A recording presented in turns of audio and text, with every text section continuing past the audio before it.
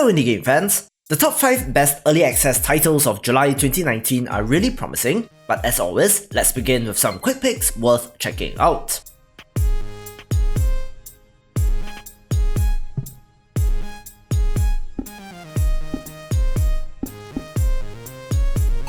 Flaky Bakery is a side-scrolling defense game where you are a retired hero running a bakery, but are too lazy to bake more than 3 loaves of bread a day. As such, you must allow the monsters to first purchase the bread, and then use the skulls of past enemies to knock them out to retrieve said bread. So kind of like tower defense, but allowing enemies to access your lives first.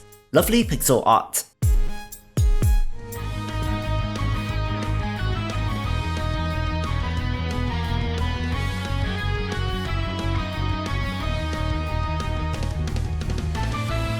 The musically themed RPG platformer Viola makes the list, and it's about a girl being trapped in a magic violin and having to find her way home.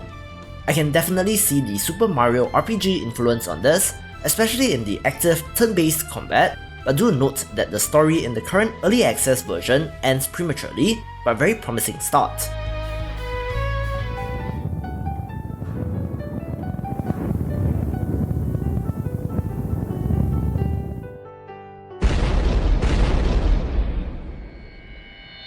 EarthX, much like SpaceX, is a management game about being the CEO of the largest rocket company in the world. The management systems are pretty deep, with having to manage a company, researching and building rockets, and taking on contracts to launch said rockets. Another one which I love the look of, though it seems as though the tutorial is missing at the moment, leaving it up to you to figure it out.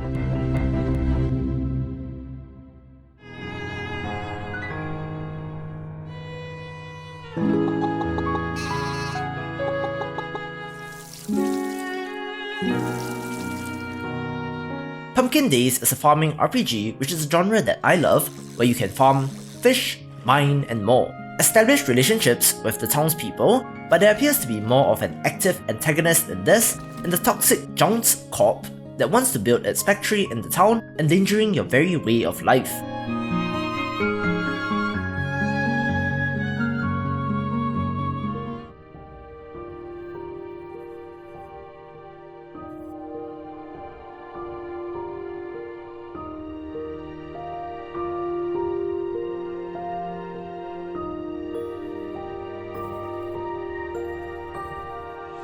Kubifaktorium is a colony building game where you colonize new lands, gather resources, and set up your transportation and automated resource production lines. Very factorial in vibe, with a voxel art style instead, and it is just a very pleasant experience.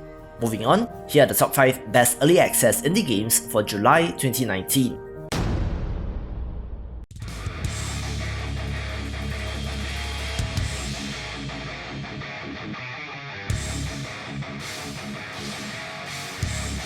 Killsquad is a very interesting take on the action RPG, and I was wrong in my initial assessment that it would be like Diablo. Rather, this uses WASD controls, with the mouse being used to aim, and most interesting of all is the structure and progression system. Here, you take on contracts, which are instance dungeons, and your character levels up and unlocks skills for that contract only, MOBA style, with, predictably, your ultimate unlocking at level 6.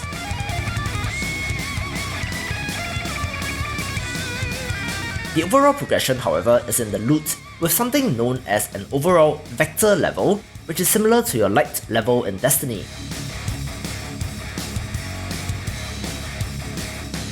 So far there are 4 characters, 2 melee and 2 range, which seem pretty well balanced.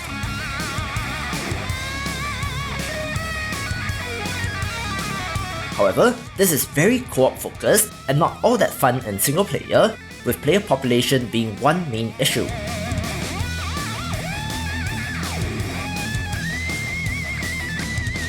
Over the next 6 months, more monsters, contracts, weapons, and heroes are to be added, with vehicle combat as an idea that they are playing with, so the jury is still out on this one.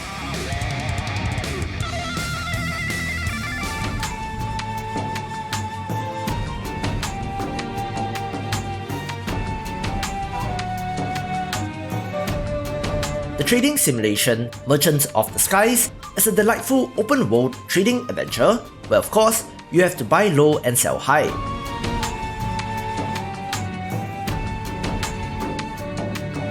You can take on assignments from the guild to earn reputation, upgrade your ship, and even purchase and develop floating islands to produce your own resources.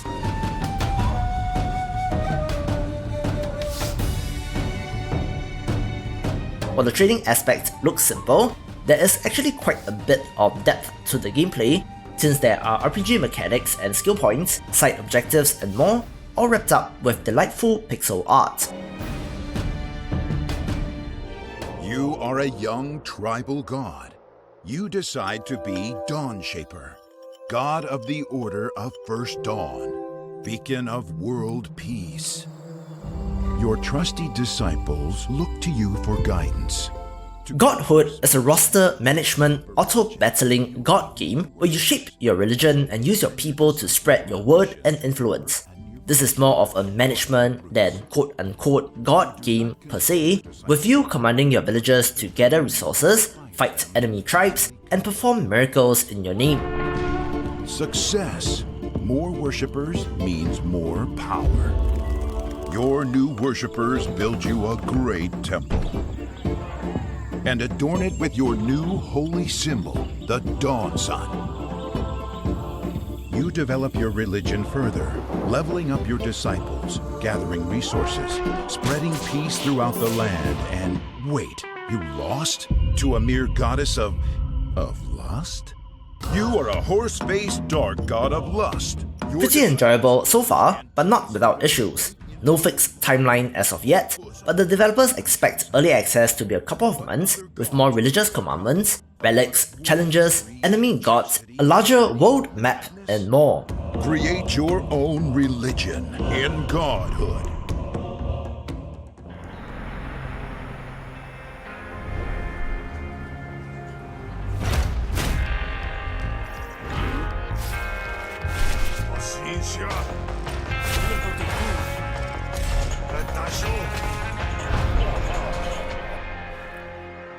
Griftlands is a roguelite deck-building game where you play as a mercenary taking on contracts within the eponymous Griftlands, hunting down alien creatures, or even to carry out a hit job for your client.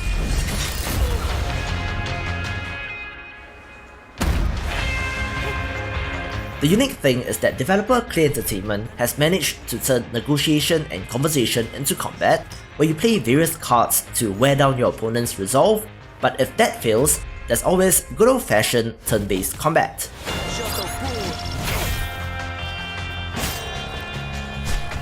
While I would have liked more of a Darkest Dungeon style RPG rather than Slay the Spire inspired combat, it certainly is not a bad thing, just something a little different. However, it does still seem rather early with only one playable character, so expect more characters, events, cards, and objectives in the coming months.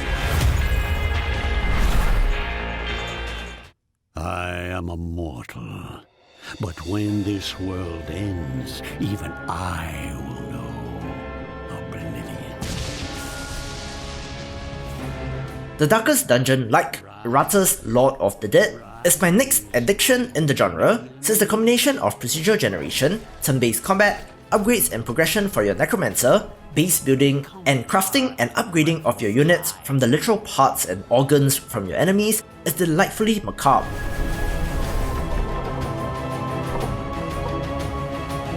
My kingdom comes!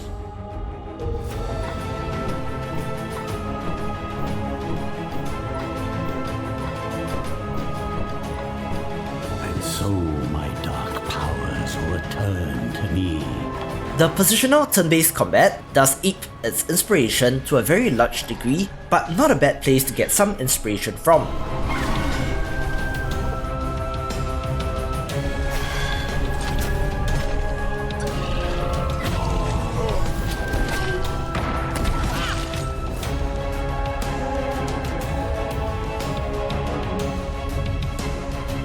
Extinction of life.